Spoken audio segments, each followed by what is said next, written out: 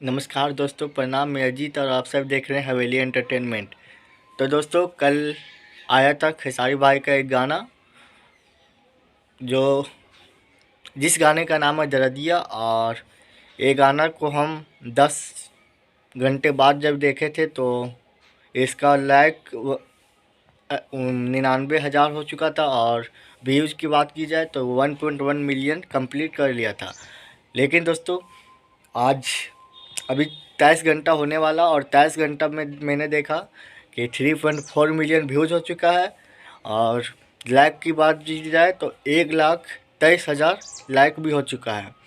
तो ये बहुत बढ़िया है, आप लोग सुनिए जाइए। और बहुत अच्छा गाना अब आया है, रिकॉर्ड बनाने वाला गाना है, तो जाइए और सुनिए और इसे ट्रेंडिंग में बहुत जल्द लाइए।